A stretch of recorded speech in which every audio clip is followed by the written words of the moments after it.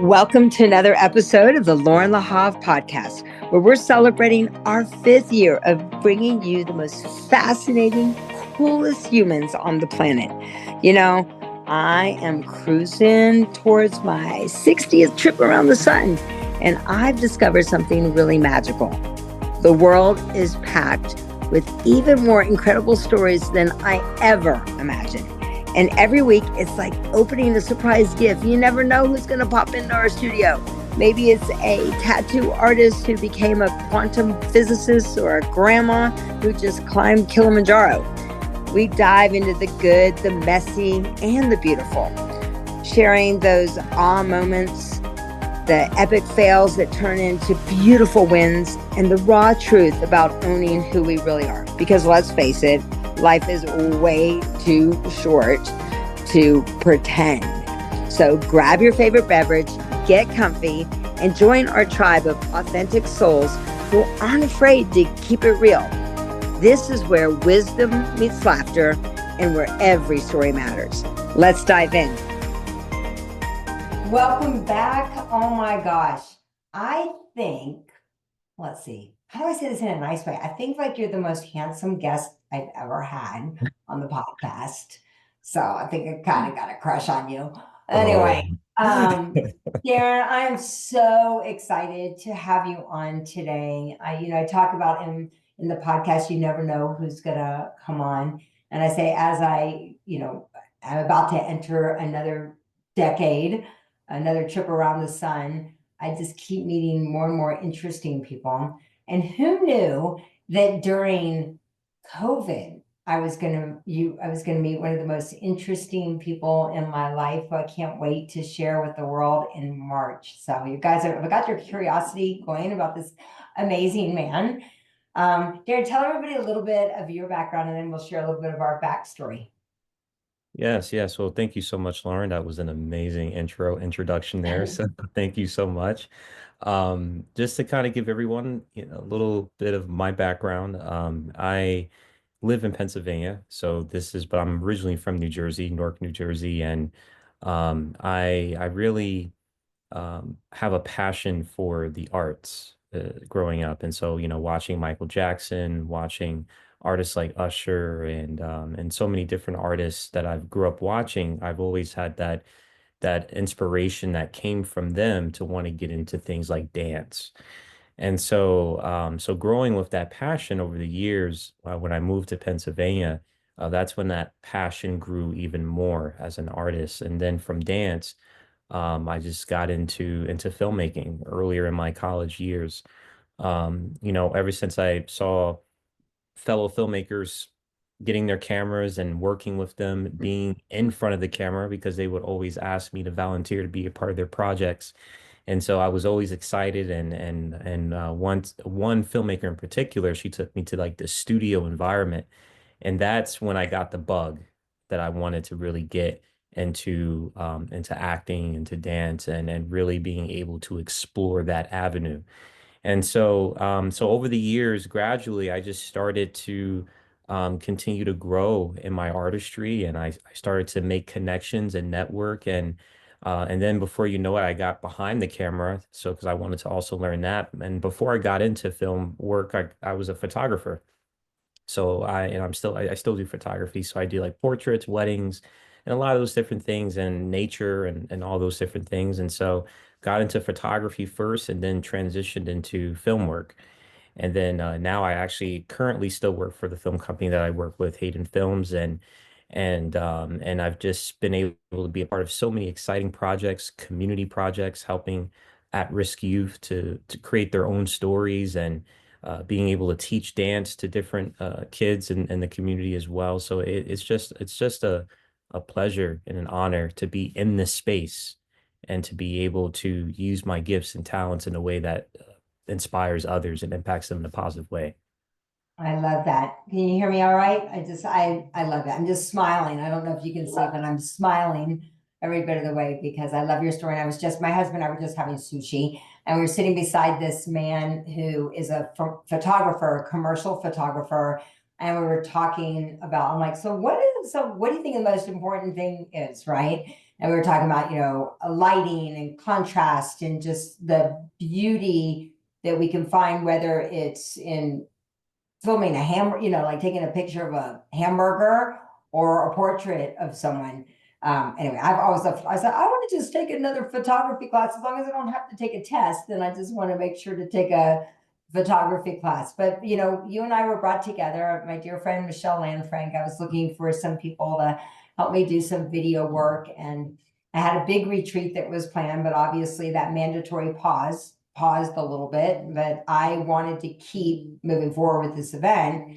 And you came out, we went to Bryan Head, which is crazy, right? Because with our land now, you got to go see the land. And so hopefully you'll be there this summer when we have our own Coachella for our 60th birthday party. But Nice. you'd have to dance and you'd have to, oh, look at you now. Yeah, you've seen the land, so right? Yeah. But while you were there, I don't know what happened. Either you started talking about crumping. And I think that you were talking about that it was from the streets of South LA, right, in the early 2000s. And as someone who's deeply, involved in the dance community, like you said, like I was like, well, can you teach it to us? And you're like, what? And I'm like, yeah. And because you were talking about that what crumping really is telling the story. And I think that so many times people don't understand how just movement in their body can release maybe some things that they're hanging on to, or holding them back. I think what you and I were talking about, one of my favorite books is a book, it's called Sweat Your Prayers. And it talks about the 5 rhythms, right? And unleashing those 5 rhythms in your body. But can you share a little bit about crumping and what it's about? People are like, what are you talking about? And how it came to be, because I know that there went through some transitions of different kinds of crumping, right? Am I correct about that? Yeah, so crumping, again, you hit the nail on the head in the beginning. Crumping originated in South Central Los Angeles, and crumping really it's actually one of the most highly energetic dance styles on earth. And it originated from South Central LA, where you have the creators of Crump. You have Miss Prissy, you have Tight Eyes, you have Miho, you have Dragon, you have Little C. And so those creators of Crump, they were able to take their pain or the things that they experienced growing up in that area of Los Angeles and put it into dance and took that and transformed it and transitioned it into the art form that it is today, Crump. And so Crump, the acronym for Crump is Kingdom Radically Uplifting Mighty Praise. And so from a spiritual perspective, Crump is used from a spiritual, it could be used from a spiritual perspective. And Yeah. it's a dance form that allows you to express yourself no matter what you may be feeling. You could be happy, you could be sad, you can be angry. You can have all these different mixed emotions, but what's so beautiful about dance is that it allows you to express those feelings and to release those emotions through movement. It's a language when you really think about it. Yeah. And so what's also beautiful about Crump is, the storytelling component, the fact that you can tell a story through your movement and have other people that are observers that are watching you, they can be able to see that story. They can be able to see that passion. They can be able to see and feel that energy that you're exhorting off of your movement. And so Crump, yeah, Crump definitely is one of those art forms, those dance styles that I was attracted to years ago. And a good friend of mine that I grew up with as one of my mentors in Crump, he definitely helped me to transition to where I'm at now and really helped me to grow and really take this dance and make it my own. I love that. I mean, we saw such a transformation, not just there at when we're there at the Badass and Beautiful event of everybody telling their story, right? Especially Joanne. You got to hear Joanne. Yeah. It's going to introduce you at the event. I Mhm. had her at the True Voice event. I said, hey, could you start off with your crump? And she's like, oh, Loren. I'm like, I guarantee you it'll come right back to you. And it did. And it was so powerful. I was like, we've got to teach this to everybody. Wasn't there a documentary? Was it Rise? What was Yes. the documentary? And Yes. so what about can you talk a little bit about the documentary and just like what the documentary did to kind of bring Crumping out there? Yeah, so when I first watched Rise, like I mean, that was actually that was one of the first exposures of me getting into Crump was actually seeing where it came from. And what was so interesting about that is, you had clowning, right? And you had that kind of style of dance, which is still around today by Tommy the Clown, which he's based in South Central Los Angeles. And then, a few of the members, some of the creators were a part of clowning, and then they transitioned into crumping. And so that was such an amazing opportunity for me to watch that because of the movement and the storytelling that they were able and to be able to talk about their background and where they came from. And so, especially in that area, there's a lot of gang violence, there's a lot of other things that go on, but Crump became a vehicle for them to be able to escape that. And so, even what's even nice too to know is the history of the movement. It's part of African culture. So if you go back to watching the documentary, you can see like there's a scene where um, you see like the African tribe kind of moving like in a very tribal way, but that's where a lot of our movement comes from, is from that African tribal movement. So just to kind of see the So history. isn't what's really cool about that? Like I've only been to Africa once so far. I went to Malawi, but I think what I love the most about when watching Crumping and you teaching us everything was that it helps you develop like a real sense of community. I think with the African aspect of it, of that of community, but also expressing your own unique identity too, right? Like everybody's crump is different. Like so how the movements, everybody's movements were their own. Am I right about that? There's something about Absolutely. it where it's communal, but it's also you get to really be you. And I think that today it's probably the most important lesson that we can support people with, right? Because there's this whole, especially because of social media, right? Everybody's comparing themselves to everyone else. And that my whole thing is like, be you, right? Like be your best you, and we can still be in community and have our same values, right? That matter. But I think that what I saw through those 10 ladies getting together was just we're cheering everybody on, we're celebrating everybody's uniqueness, and we're still one. I don't know how else to say it. I mean, am Yeah. I summing it up? And this is I'm very actually, as I talk about this, I mean, I get even more excited about you sharing this and Own It, because that's really what it is, right? Like owning your story, but also breaking through anything that's holding you back and moving on, and just how I don't know. I mean, for me, it kind of like brings people together. And there's also what I really loved is I felt like that there was this, you were our mentor, right? And teaching us the culture, like the importance of mentorship, the importance of community, the importance of the story, the importance of breaking through. It feels like it's got all the elements that people are searching for. Yes, absolutely. And you definitely, I mean, again, you hit it right on the nail. I mean, it's about community, and especially with especially the Crump sessions that we have, we gather together as a community and we support each other, and we teach each other, we train with each other to help each other to get better, because in life there's so many things that go on in our lives that can be, difficult for us. But when we come together as a community, we're able to help each other carry that load that we're putting onto our shoulders. And that's why dance is so beautiful. That's why Crump is so great, because we're able to come together and we're able to release that onto the floor. We're able to release the feelings and emotions and the things that we have and the things that we're going through, and we come together to support each other. And that's the whole purpose of the session, of a Crump session. That's the whole purpose of coming together, is being able to grow together, to support each other, and to be able to continue this movement that we love so much. So yeah.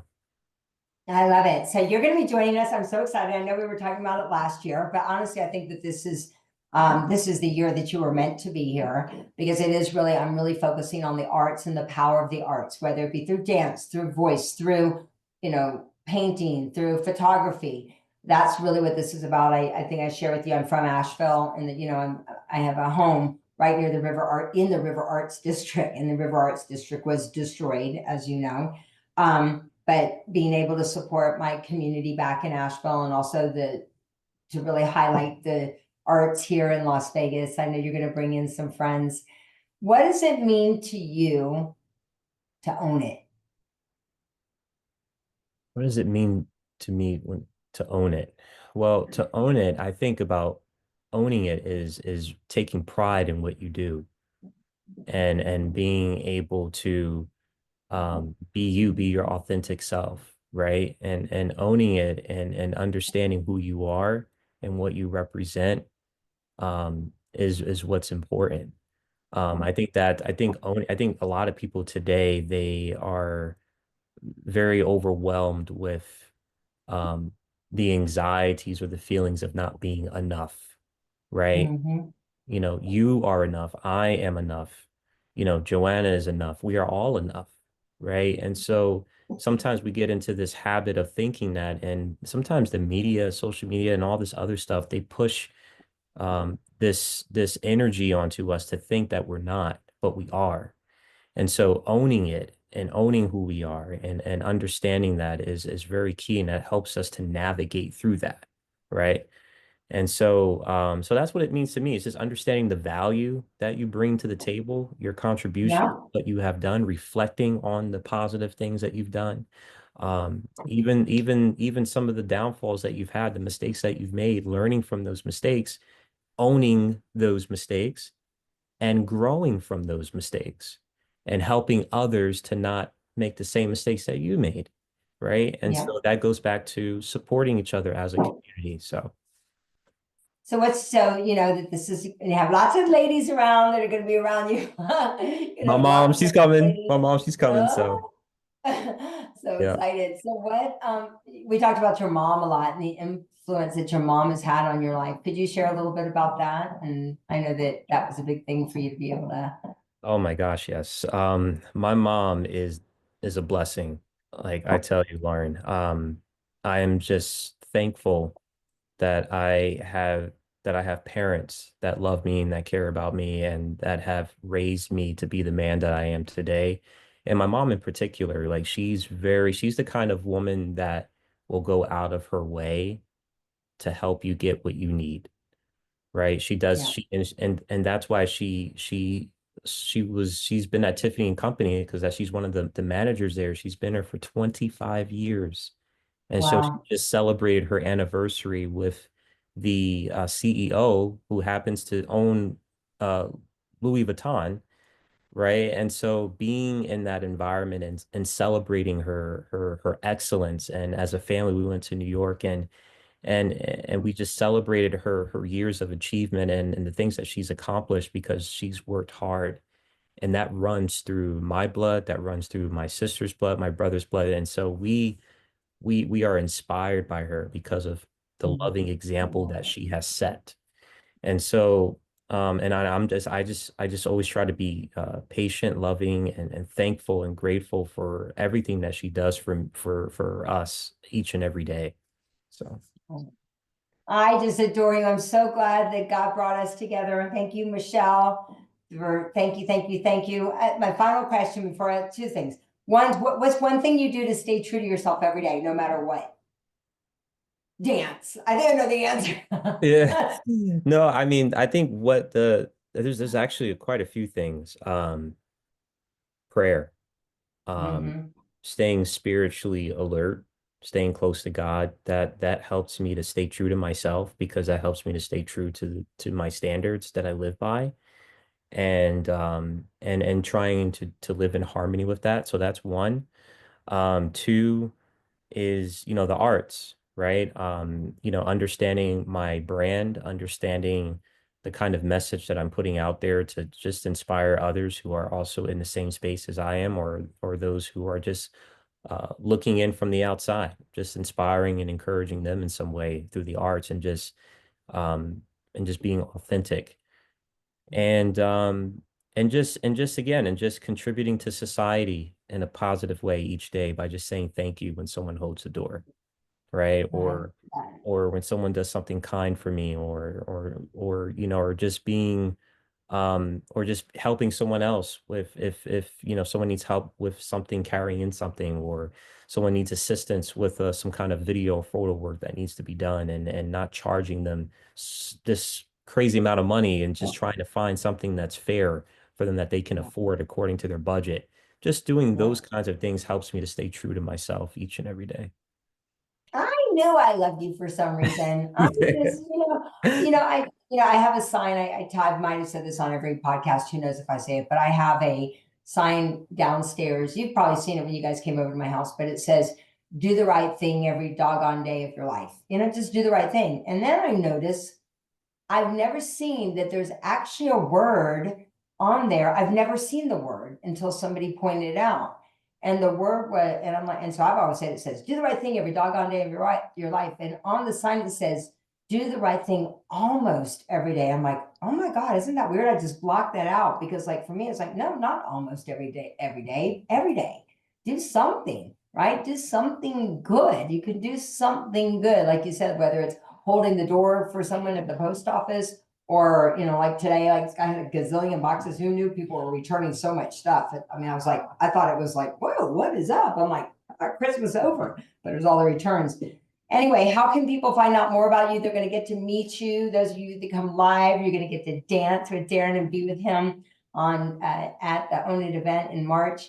And you're going to get to those of you that want to do it from the comfort of your own home. But how can they find out more about you and all the greatness you're doing? Yes, so they can learn more about everything that I do. You can find me on Instagram at Darin the Baron Jr. Also, that you can find me on Facebook. You can go to my website, darinbarronphotography.com. If you ever need photo work done, I'll be more than happy to help with that as well. And my IMDb. I'm trying to get into acting as well. So I have a project under my belt, my first feature film that I did last year. So that was a pretty cool accomplishment, as one of the lead roles. So if you ever need an actor, if you need someone to help out with your project, I'm also available for that as well. So yes. I told you, I'm telling you, get your tickets because you're going to want to meet this amazing man and be with him and be just around his energy. So very excited. I can't believe it's been, 4 years since I've actually seen you face to face. It does not feel like that. Maybe it's because I Facebook stalk you and everything, but super proud of you. I'm cheering you on, and I'm very excited for you to be with us in like 2 months. Crazy. Yes. Happy New Year. I will see you soon. Absolutely. Thank you so much, Loren, for this opportunity. Was looking forward to seeing everybody. You too. Thanks. And that's a wrap on another episode of the Loren Lahav podcast. I hope you're walking away feeling totally inspired, energized, and ready to take on whatever comes your way. If you enjoyed our conversation today, wait till you hear what's coming up next. Speaking of which, mark your calendars because something incredible is happening March the 7th through the 9th. The Own It experience is coming. And trust me, you don't want to miss out on this transformational event. We're talking breakthrough moments, powerful connections, and tools that you can truly own your journey. Can't wait until then. Here's how you can stay connected. Make sure you subscribe to wherever you get your podcasts, Apple Podcasts, Spotify, or your favorite podcast app. Just search for the Loren Lahav podcast, and don't forget to tap that follow button. For all the behind the scenes goodness and daily inspiration, follow me on Instagram at I am Loren Lahav. And if you're loving what you're hearing, spread the love. Share this episode with a friend who needs to hear this message. Want to dive into everything we're talking about today? Click the link in the show notes so that you can access exclusive resources, connect with our amazing community, and learn more about the Own It experience in March. Your transformation awaits. Until then, remember your story matters, your voice matters, and you got this. See you on the next episode.